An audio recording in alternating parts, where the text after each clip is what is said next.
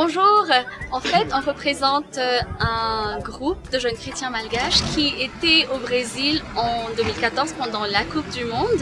Donc on a fait des évangélisations dans les rues mais aussi dans les milieux où les drogués étaient traités.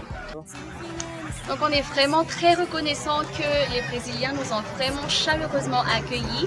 Maintenant c'est notre tour en fait d'accueillir le Brésil via un missionnaire qui va venir pour aider les pauvres et pour aider les enfants et aussi les étudiants.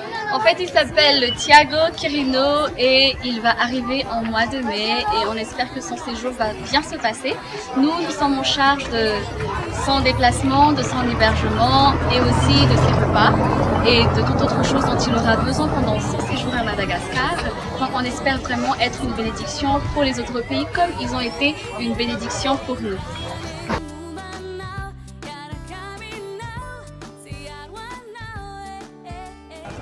Arak'izay fantenin'le namako teo dia tia netana kely hoe anisan'ny fitahiana lehibe ho anay ry zareo tany Brésil dia anjara tsika eto Madagasikara indray zao no tena hoe mandray anazy amin'ny fotoana io dia tia netana zay hoe manetana anareo mba amin'ny alalan'ny vavaka voalohany indrindra ho anareo izay liana afaka manohana dia ao anatin'ny page LinkedIn misy PayPal dia afaka manohana ianao anatin'io dia tonga dia azonay ilay izy.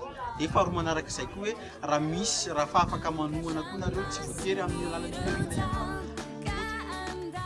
manohana fomba hafa koa nareo dia afaka mikontakte anay mivantana fa misy contact afaka ifanerasezany reo dia hisaotra betsaka izay dia tena hoe fitahiana ho an'ny Madagasikara ny fahatongavany eto dia faly be zay miaraka aminareo fiasa hisaotra tompoko.